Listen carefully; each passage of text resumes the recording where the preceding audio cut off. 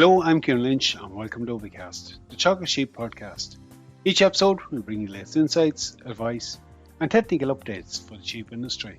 In this week's episode we catch up with Shane Moore, Teagasc Better Farm sheep programme participant who's farming just outside Athleague in Co Roscommon. Shane chats to us about closing up his grazing ground this winter and how he's had to house the flock earlier than expected in December. Shane describes the new sheep house that he put up last year and how it's left management of his flock a lot easier. We discuss this year's scan results and how he plans to split the flock up for penning on the basis of litter size and expected lamb date. We finish up discussing his silage results this year and his feeding plans for the flock and why he feels it's important to start supplementing his pregnant ewe lambs early on. We start off, however, with Shane giving us a quick recap on how mating went this year. So yeah, Ciarán, 156 ewes went to the ram this year, and 32 hogget or yearling ewe lambs went to the ram this year. They were divided up into 4 or 5 different bunches. The ewes going to the ram, they were all single sired and mated, and the ewe lambs then were ran with 2 rams. And Shane, like you're in the process of building numbers, so yeah, we know that over the last couple of years, them ewe lambs coming in kind of made up some of the slack in the system. Yeah, I suppose that's kind of one of the reasons I breed them, Ciarán, is kind of just to get the extra number of lambs up. It's not for everyone, lamb and ewe lambs, but it puts a bit extra work around lambing time. But it's worth it to have them lambs in the back end of the year. Then there's 30 or 35 extra lambs knocking around out of the ewe lambs, which is grand to have too. That. It's certainly paid for themselves this year. Shane, like you're aiming 1st of March lamb with the main bunch of ewes and that. Yeah, the main bunch will be starting. They're starting the 1st of March, and the ewe lambs then 2 weeks later. You're housed at the moment with those ewes, Shane? Yeah, they're all housed. I suppose the last ewes were housed on the 14th of December. The majority of the ewes were housed actually on the 2nd of December. I suppose it was kind of slightly ahead of where I wanted to house them, Ciarán, but it was just grass kind of disappeared. And great grass in September, October, but then just as time went on, it kind of disappeared. And rather leaving them out and put kind of suffering the ewes bits, going a bit hard in the ewes, leaving them out, trying to with bale the sides outside. I just from the shed there, I said it was easier to throw them in, than leaving them out. And come to that bit in a minute. I suppose too, Shane, the complication you were doing with single sire mating, you had a lot of mating groups, doesn't necessarily lend itself to trying to stretch out grass at that time of the year. No, that's kind of definitely one thing, Ciarán. I sort of found out this year.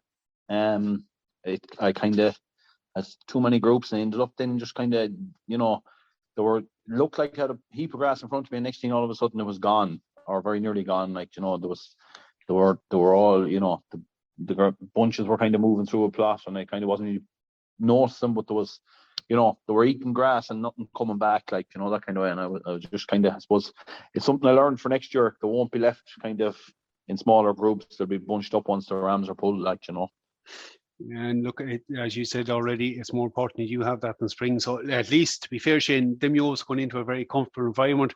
You have a new shed built. For anyone that didn't see the Let's Talk Sheep webinar earlier in the year, you're after building a new purpose-built sheep shed. You might just, for the benefit of listeners, describe the shed to us, maybe. Yeah, so it's a slatted and dry bedded shed. There's 2 passageways, and between the 2 passageways is slatted, and down both sides of the passageways then is straw bedded. And it's there's 14 pins all together in the shed there. But he owes some double and some single pins in the shed. And you've a prep area and all in that shed. So it's a double tank running in the middle. You've straw either side, and you've 2 decent sized pastures to work off as well. Yeah, that's correct. Yeah. Like, Shane, just maybe with them ewes at the moment, you've scanned, have you? Yeah, I actually scanned on New Year's Day there. So the scanned fairly well. The scanned 1.82 from what went to the ram. And I had only 5 dries, which was kind of last year. I had nearly 10. I had 10 ewes dry last year, so I was kind of happy that the dries were back this year. They scanned fairly well. Now they're slightly back on where they scanned last year, but then there's a lot of hoggets. There's about 40% of them are hoggets there this year, So that probably is the reason why the scan is back slightly, It's going to knock it back a wee bit, but you're still looking at litter size about 1.9 in those, so you've still a good hit. Yeah, no, look, I'm happy enough with it. Like, I suppose when we were there scanning, I was kind of saying, geez, there isn't that many. I thought there was a nice few singles and not as many trees as I was thinking there should be coming out. But then I suppose when I got the scan and sat down and went through it, like it's still not too bad. Like, it's good. Look at I'm probably being a bit over anxious looking to try and scan over 2 with that amount of hoggets anyway. That's our scan 2 with that amount of hoggets in it. Like, so. Hopefully in the next year or two there won't be as many hoggets and it should kind of right itself out again. Look, that's always going to be a challenge when you're trying to build within the flock and bring in more hoggets, but still, look, it is what it is now. It's a case of keeping those out there right the way through. What about the old lambs, Shane? Yeah, so the 32 year old lambs went to the ram there, and there was 7 dry, 13 singles and 12 doubles. So it's a 1.48 of what was in lamb is what they scanned. So look, I'm happy enough with them, Ciarán. Look, I know there's 12 doubles, but if you could have them all having singles, it'd be great. Like, but that's not the way it happens, unfortunately. But look, I'll feed them, and that's kind of where I scan with the old lambs the last couple of years. It's usually around 1.5. So I'd be happy enough with that, like. And how long was the ram with them, Shane? The ram was only with them for just over 2 weeks. He was there, or sorry, just 3 weeks, 21 days. The ram went out with the ewes, and then 2 weeks later, to the day, 14 days later, then turned out to the ewes. The rams were turned out to the ewe lambs, and then 5 weeks exactly, they were pulled from everything. The rams were taken away, so there were only 3 weeks with the ewe lambs. Very respectable hit for that duration of time. So it is, I guess, you have still an extra 35, 36 lambs coming in. Yeah, look, that's, I was kind of happy with that. I didn't want to have a long drawn out process. And I probably could have let off a few more old lambs to the ram, but this year just kind of I pulled back the lambing date that maybe 10 days earlier than last year. And I was just kind of afraid. I didn't want to let too many old lambs because I didn't know what sort of hit rate I'd get, because look, it is slightly early for the old lambs going to the ram. Like, you're probably, usually you'll be talking into March for the old lambs lambing, but they'll be lambing kind of around the Patrick's Day on, like them old lambs, so. I suppose, Shane, it's important to put that in context. Many would if you're trying to push them numbers, do exactly what you just mentioned. Go a little bit later. You definitely get a better hit, more in lamb, probably a better scan, litter size wise too. But you're also working on farm, so the whole thing has to be kind of done and dusted. Yeah, that's it. I take time. I take holidays there when the ewes are lambing, and look, I don't really want it to be a long drawn out process. I like to keep it short, because again, look at you start to wane yourself, you start to lose interest, like, so you don't keep going, like, you kind of get tired. So I suppose it's 5 weeks and that's it. They'll be all done and dusted in the 5 weeks, like. It'll be enough. So, well, Shane, if we go back to the shed for a moment, you have a great facility under to work with these ewes. You were saying you have 14 pens earlier, so you said to me, I know previously, some of them are double pens.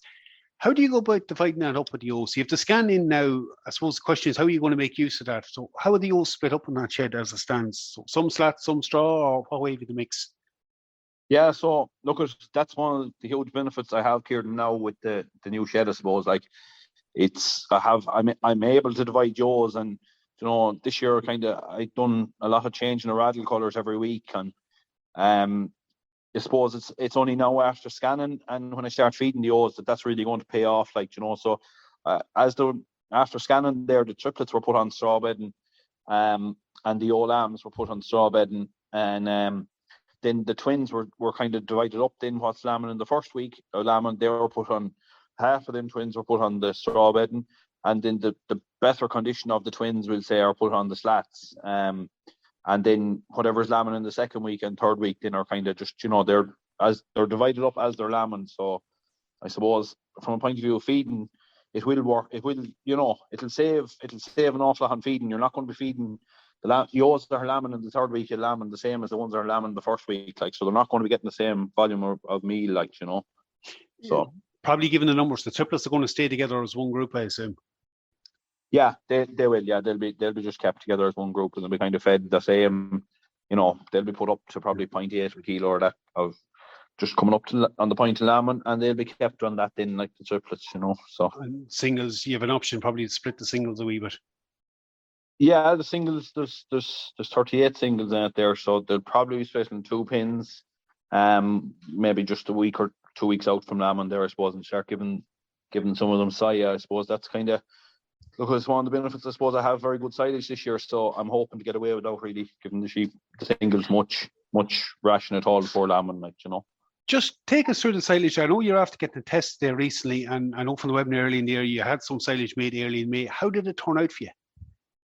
Yeah, look at it. It came back very good, Ciarán. It actually came back better than I thought it was. There's two blocks around that were cut there. They were cut the 25th of May, I think they were cut. And one of them blocks came back as 78.9, and the other one came back 79.4. So look at it. It is very good silage, So I'm hoping that will save a lot on ration this year, especially with the price of ration has gone up. So hopefully it will pay for making this good silage, There was some silage in, well, it's still good enough. It's still good quality. There was some back there at 68, and then there was another one at 73. That's nearly all fed now, So the oils probably in the next week or 10 days will be going on to the good silage, You've done the bales used up first.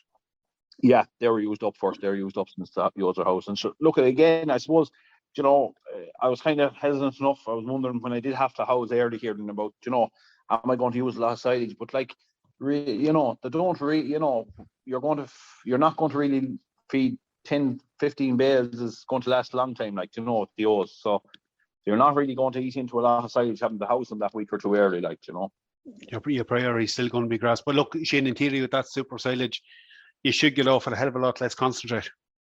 Well, that's in theory, and that's the plan. I'll talk to you more. I'll let you know in the summer if it works out. Put it that way. We'll have to do a catch up with John. The old ration, what are you aiming at using this year with those O's? Yeah, it's a 20% ration that I'm feeding this year to the O's. So you mentioned there maybe the option of soya with the singles, or are you going to stick with a ration? Yeah, I probably will try the soya with singles. I think, yeah, it's I'll be just with them getting the good silage, it just might start giving them ration as well. It just might make the lambs that bit big in them. So I might try with soya and see how it works out for this year. And just in terms of supplementing the old lambs, you're feeding them at the moment.